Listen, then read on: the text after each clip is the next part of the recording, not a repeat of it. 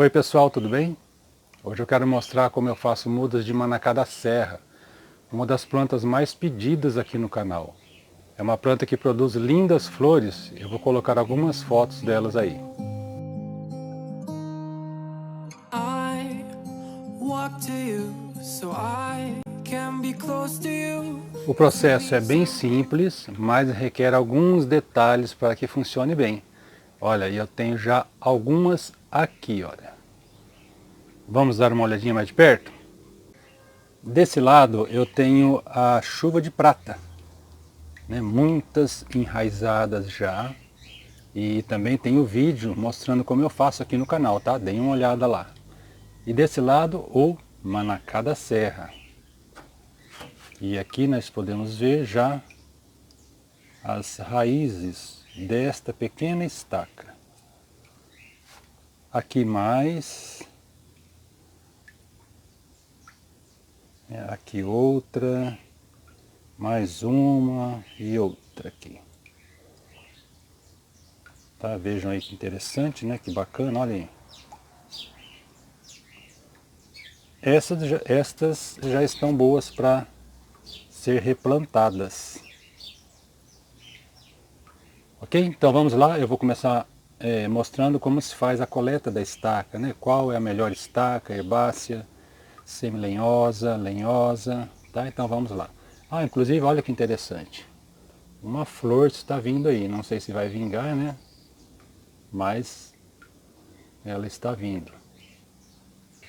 Olha, eu tenho aqui um galho de uma planta minha aqui, uma planta matriz, uma planta já bem velha. Vocês podem observar a espessura do seu tronco, né? Olha, já é uma planta aí de pelo menos 4 anos. E nesse ponto eu tenho ramos lenhosos, que já tem formação de madeira. Tá? Essa pontinha, mais ou menos daqui a aqui, ela é semi-lenhosa, está começando a formar madeira. E a pontinha aqui é herbácea, só tem células de preenchimento, é molinha, ela dobra e não quebra. Tá? Então o ponto ideal para a coleta da estaca é o ponto semi-lenhoso. Tá? Eu já tentei fazer o enraizamento com a parte lenhosa, não funcionou. Ok? Em compensação, a parte semi-lenhosa enraiza muito bem. Tá? Essa estaca ainda é um pouco nova, eu vou coletar uma outra da ponta. Tá? Essa parte baixa aqui eu procuro não podar, eu sempre diminuo na altura, então eu já vou aproveitar o galho da ponta. E eu mostro melhor como é feita a seleção e a coleta da estaca. Ok, vamos lá. Time that we get by with money we don't know. Pockets empty, but ours are full anyway. Hey, playing like children, and love like RJ. You were too good for me, but I wanted you anyway. I always loved you over my head, even when you lived alone to make your parents mad. Perfeito, eu tenho aqui algumas estacas. Vejam, essa por exemplo. Vou tirar as folhas para mostrar um pequeno detalhe aqui muito importante para que ela enraize. Perfeito, olha, eu tenho aqui uma estaca e dá para ver, notar, né, a transição entre semi-lenhosa para lenhosa. Então eu vou fazer o seguinte, eu vou fazer um corte nesse ponto aqui. Por que eu não vou cortar o meio? Porque aqui essa parte não enraiza, é o internódio. Não enraiza. E não é muito bom fazer o corte aqui, apesar que ela poderia até enraizar. Ok, então eu vou fazer o corte muito próximo ao famoso nó. Tá? Esse ponto aqui, ó. Ok? Poderia fazer aqui também, mas sempre próximo a esse ponto. Tá? E aqui eu vou retirar essa ponta. Pronto. Minha estaca já está pronta para ser enraizada. Pelo menos ela está pronta para ir para o enraizamento, né? Vamos ver outra aqui. Olha, essa aqui também é uma excelente estaca. Eu posso tirar esses dois pares de folha e cortar muito próximo aqui a esse nozinho, tá? E retirar a ponta herbácea. mais uma estaca pronta. Tenho mais uma aqui, olha, mesma forma, tá? Olha, esse ponto é herbáceo, semi-lenhoso, semi-lenhoso, semi-lenhoso. Então eu posso fazer o corte aqui ou aqui. Eu vou fazer aqui na parte de baixo, porque isso vai dar mais estabilidade para ela, já que essa parte está já muito mole. Tá? Eu posso retirar essa ponta. Perfeito, não preciso cortar as folhas. Se quiser, pode, para ocupar menos espaço lá na mesa, né? Posso fazer um corte aqui. Mas eu não posso retirar todas as folhas, porque na folha é feita a fotossíntese e a produção de hormônio, que vai retornar e fazer a produção de raízes, tá? Desenvolver os calos aqui, tá? A nodulação para a produção de raízes. Perfeito? Então eu tenho aqui já minhas 3 estacas prontas para ir para o enraizamento. Agora vamos ao próximo passo. Agora eu tenho um copinho, tá, nesse tamanho, que eu prefiro assim para ocupar menos espaço ali na nebulização, mas pode ser utilizado um copinho maior também, com furo no fundo, tá bom? E o substrato, olha, o substrato pode ser de qualquer tipo, terra vegetal, substrato, desde que ele seja bem poroso, né, que a água entre aqui e saia rápido e permaneça somente a umidade. Aí é só encher esse copinho, compactar, não muito, tá? Mas é interessante dar um aperto aqui para a estaca não ficar solta. Perfeito, agora vou fazer um furinho aqui. Deixa eu pegar alguma coisa. Pronto. Vou fazer um furinho aqui para facilitar a entrada da estaca. Se eu for colocar ela,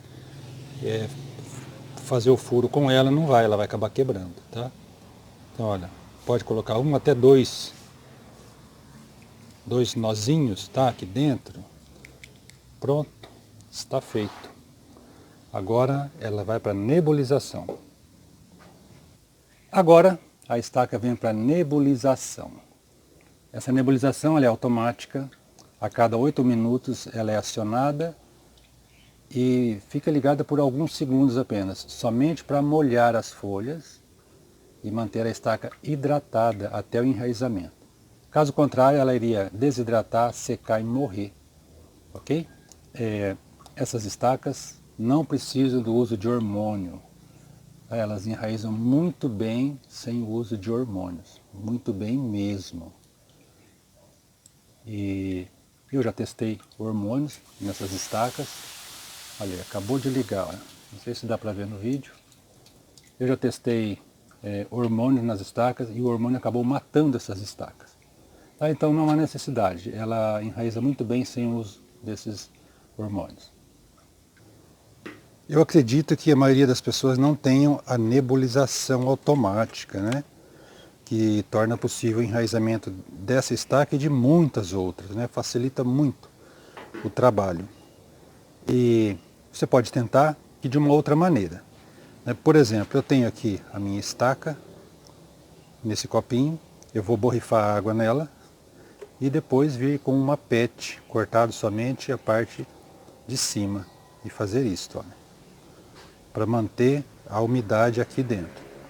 Aí você observa ao longo do dia, quando que essa umidade diminui, tá? Porque isso pode variar de acordo com cada região do país, né? Tem local que é mais úmido, tem local que é menos úmido, mais seco, então essa umidade vai ser dissipada mais rapidamente.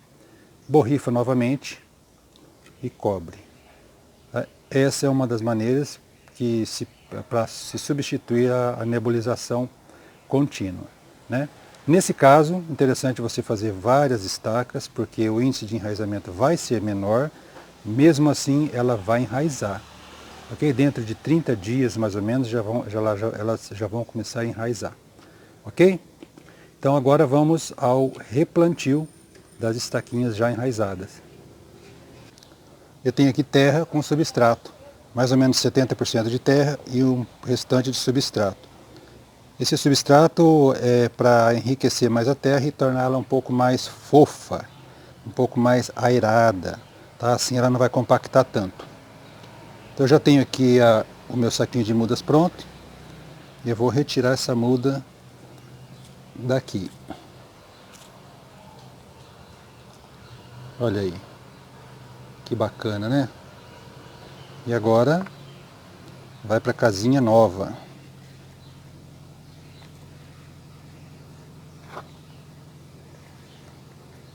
Pronto, bem simples, né? Fácil, inclusive. Perfeito. Agora eu preciso de alguns cuidados aqui, para que essa muda não morra.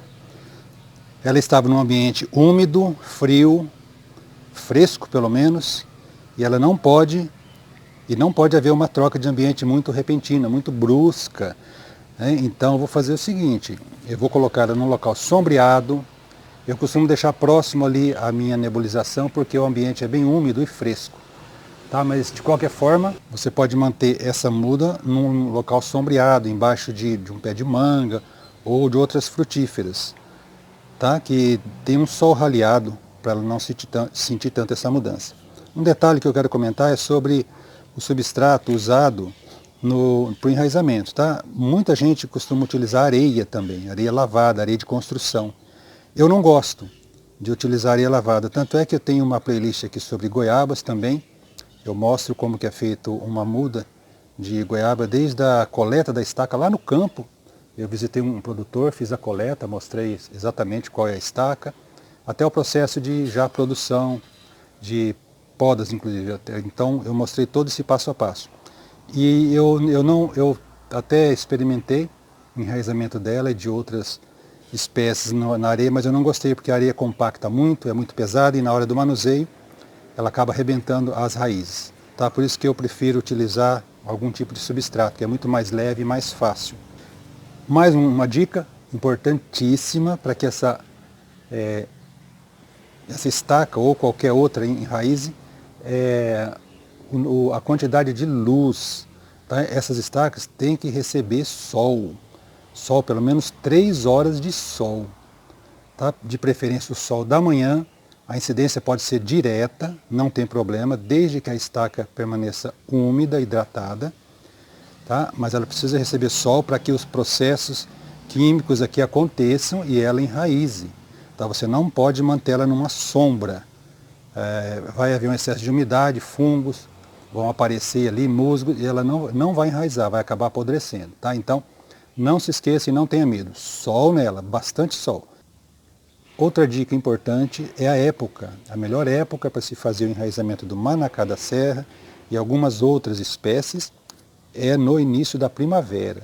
Tá? Aqui mais ou menos outubro, novembro, dezembro, porque nessa época essas plantas já estão em desenvolvimento, em atividade, saíram da dormência, né, ou de uma redução do metabolismo, então elas começam a ficarem ativas. E também o maior nível de insolação. Isso também colabora para um bom enraizamento das estacas. Então, gostaram das dicas? Neste canal tem muito mais assuntos sobre plantas. Alporquis, estaqui, enxertia, podas, fabricação de vasos. Dê uma olhada, fique à vontade, tem as playlists, você pode conferir cada um desses assuntos. Se você não for inscrito, se inscreva. Não esqueça de deixar aquele like.